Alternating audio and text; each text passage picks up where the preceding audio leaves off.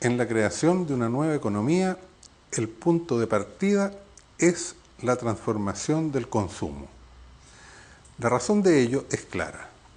Si se asume que el fin de la economía es el ser humano, su realización, la satisfacción de sus necesidades, hay que empezar examinando si el consumo de los bienes y servicios que produce la economía está sirviendo al desarrollo humano a la satisfacción de sus verdaderas necesidades. Porque el consumo consiste en la satisfacción de las necesidades mediante los bienes y servicios que se producen en la economía. El consumo de un alimento se cumple en el acto de comerlo, de satisfacer la necesidad de nutrirse y de gozar de sus sabores. El consumo de un libro consiste en leerlo, en satisfacer el deseo de aprender y de entretenerse con la lectura. El consumo de una terapia médica se verifica en el proceso de curarse la enfermedad. Esto no ha sido comprendido así en la economía moderna, que en la que llaman teoría del consumidor ha reducido el consumo al comportamiento de las personas en el mercado, en cuanto compran bienes y servicios.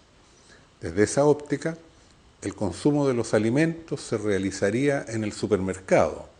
El consumo del libro consistiría en comprarlo, no en leerlo. La terapia se consumaría en el momento en que se paga.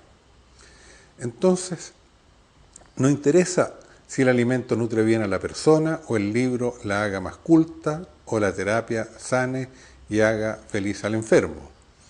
Lo que importa es cuánto dinero gasta el consumidor en la compra. Las teorías económicas no se han ocupado de lo esencial de la economía, que es la satisfacción de las necesidades y el desarrollo humano. Lo que les interesa es que los individuos estén en el mercado y compren lo más posible, para lo cual puede incluso ser mejor que las personas permanezcan insatisfechas si esto los impulsa a comprar más cosas y servicios.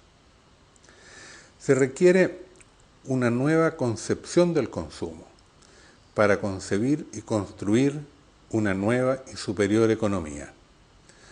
Pero entonces se hace necesario repensar a fondo la cuestión de las necesidades, partiendo de la crítica al modo en que se las concibe en la sociedad moderna. Es una crítica indispensable para comprender la radicalidad del cambio que tenemos que hacer al nivel del consumo. Porque, podemos adelantarlo, es el consumo tal como se da actualmente lo que lleva a las personas a vivir sus necesidades de manera tal que las convierte en pasivas, dependientes y competitivas. Será radicalmente distinto el consumo que nos convierta en personas creativas, autónomas y solidarias. Pero este nuevo modo de consumo implica entender de otra manera las necesidades humanas.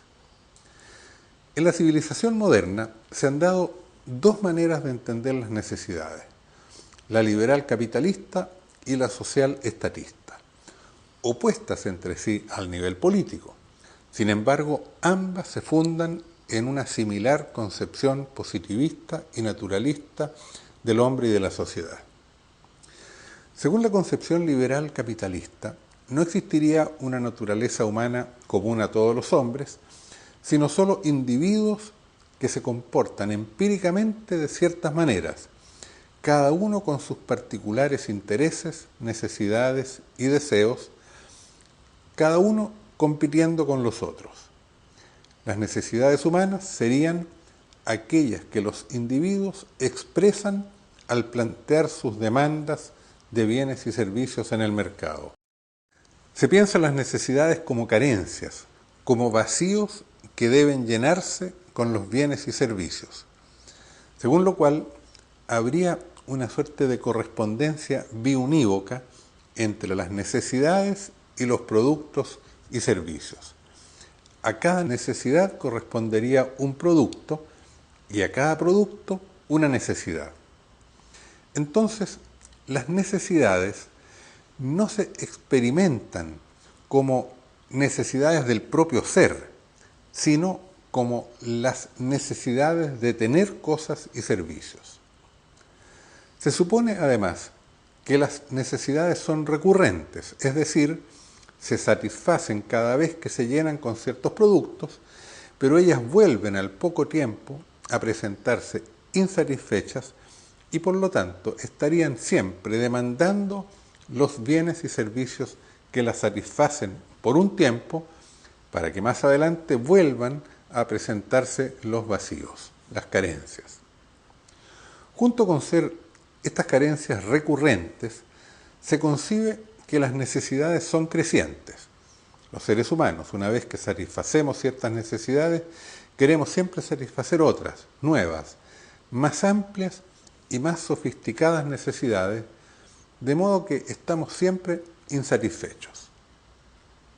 Se afirma que somos insaciables y como las necesidades van expandiéndose, multiplicándose, diversificándose, también la economía va multiplicando y diversificando los productos, o sea, los bienes y servicios que ofrece. Pero, ¿somos así los seres humanos? ¿Somos esas cosas con muchas carencias, con tantos compartimentos vacíos que se llenan y que se vacían, que se van multiplicando y creciendo y que demandan siempre más bienes y servicios con que llenarse? ¿O es más bien que así nos quiere el mercado capitalista? Otra concepción de las necesidades que ha tenido presencia en la civilización moderna es la social estatista, que ha dado lugar a la economía de planificación centralizada. La concepción del hombre, subyacente a esa concepción, es aquella postulada inicialmente por Ludwig Feuerbach y desarrollada después por Marx y Engels, según la cual lo único que pudiera asociarse a la idea de una naturaleza humana sería la colectividad, entendida como la especie humana natural. Esta concepción sigue pensando las necesidades como carencias recurrentes que se llenan con productos y servicios crecientes. Pero se diferencia de la concepción liberal en que hace una neta distinción entre las que serían las verdaderas necesidades humanas, aquellas propias de la especie, y los que serían solamente deseos y caprichos individuales. Las verdaderas necesidades serían comunes e iguales para todos: alimentación, vestuario y abrigo, vivienda, informaciones y conocimientos, servicios de salud y algunas otras. Siendo pocas, fácilmente identificables, jerarquizables en cuanto a su importancia social, se puede planificar su creciente satisfacción a través de la acción del Estado. Cada sociedad podría entonces definir sus necesidades, pero como colectivo. Es la sociedad la que puede determinar las necesidades que en cada momento puede y debe satisfacer. Por lo tanto, según esa concepción, hay que planificar la economía y regularla estrictamente, reduciendo los espacios de libertad en que los individuos expresan sus deseos y caprichos. Porque si cada individuo persistiera en expresar libremente sus demandas, no sería posible la planificación. La diferencia entre la concepción liberal capitalista y la concepción social estatista reside en que, mientras en la primera los productos para satisfacer las necesidades son demandados por los individuos y provistos por el mercado, en la segunda los productos son determinados y provistos por el Estado. Esas dos concepciones de las necesidades si bien opuestas políticamente, en los hechos se han ido amalgamando en la sociedad moderna. Por un lado, se reconoce que los individuos pueden expresar con libertad sus demandas de bienes y servicios en el mercado. Y al mismo tiempo, se acepta que existe un nivel de acceso a ciertos bienes y servicios que debe ser igual para todas las personas. Acceso que se entiende como un derecho que los ciudadanos pueden exigir al Estado. Pues bien, este reconocimiento de ambas lógicas como legítimas da lugar a una estructura de las demandas y a un tipo de consumidor, lo llamaremos el consumidor moderno, muy exigente y complicado, que genera un problema económico tendencialmente insoluble y que, como lo iremos comprendiendo cada vez mejor, es lo que origina la gran crisis que afecta a la actual pero ya vieja civilización moderna. En efecto, desde ambas racionalidades, la del mercado capitalista y la del Estado proveedor, las necesidades están creciendo, multiplicándose y diversificándose, y en consecuencia la economía está fuertemente presionada a crecer, a multiplicar su oferta de bienes y servicios para satisfacer tanto las demandas colectivas que se exigen al Estado como las demandas individuales que se expresan ante el mercado. Desde ambas perspectivas, desde ambas lógicas, se está viviendo un elevamiento del umbral de la cantidad de productos que se demandan y del nivel de acceso al que se aspira. Por un lado, está la lógica del mercado, que es fundamentalmente una lógica de individuación, una lógica de diferenciación mediante la posesión de cosas, donde cada cual trata de diferenciarse, de prestigiarse, de tener acceso a más bienes y servicios. Entonces, se produce una suerte de persecución porque nadie quiere quedar rezagado. Quienes tienen mayor capacidad de compra demandan bienes y servicios cada vez más sofisticados, cada vez más complejos o en cantidades mayores. Los que los siguen van accediendo a esos niveles con algún retraso, pero ya los más avanzados se distancian adquiriendo productos más sofisticados, más refinados, y así continúa en el mercado una persecución imparable. Al mismo tiempo se genera un elevamiento persistente del nivel mínimo considerado socialmente aceptable. El elevamiento del nivel individual genera un elevamiento del nivel colectivo por efecto de demostración, por efecto de imitación, por efecto de que, bueno, lo que otros tienen, ¿por qué no lo podemos tener todos? De este modo, el Estado es exigido a ofrecerle a sus ciudadanos mejores condiciones de habitabilidad, más medios de transporte, mejores sistemas educativos, mejores servicios de salud, acceso a la educación en niveles cada vez más elevados, etc. Pero a su vez el elevamiento del nivel de lo que es común para todos genera una presión en el mercado para diferenciarse nuevamente.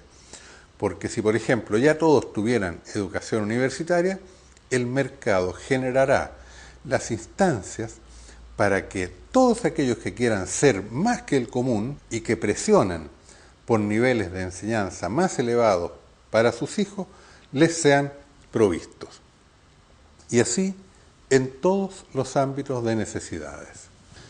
Entonces, el consumidor moderno, además de ser insaciable, es tremendamente demandante y exigente frente al Estado, porque considera que tiene derecho a que el Estado le provea de todo lo que se necesita para alcanzar el nivel social medio. Y además, que tiene derecho a que el mercado le proporcione todo lo que desee y pueda pagar. Y si no lo puede pagar, considera que tiene derecho a que le den el crédito necesario para comprarlo. Todo esto da lugar a un proceso de aceleración impresionante de las demandas, tanto individuales como sociales. Eso es lo que estamos viviendo en la actualidad. Y esa explosión de las necesidades y de las demandas hacia ambos sistemas a través de los cuales se busca satisfacerlos, genera una presión enorme sobre el sistema productivo. Una presión para crecer, es decir, para aumentar el proceso de producción de bienes y servicios junto con la expansión de las necesidades. Pero es necesario preguntarse, ¿es posible este crecimiento indefinido? ¿Habrá recursos y capacidades suficientes para sostener este crecimiento permanente?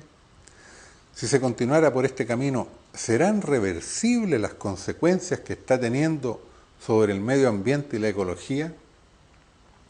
¿Y será posible superar los gravísimos impactos que este consumismo exacerbado está teniendo sobre la convivencia colectiva, la gobernabilidad, la ética social y los valores culturales y espirituales? Más aún, ¿no es acaso por estarse llegando a los límites posibles de este crecimiento del consumo que se pone en evidencia la crisis orgánica de la civilización moderna y se plantea la necesidad urgente de construir una civilización y una economía distinta? Y yendo más al fondo del asunto, ¿será verdad que accediendo a más productos y servicios alcanzamos una mejor satisfacción de las necesidades humanas, que nos hacemos más felices, que nos realizamos mejor como personas?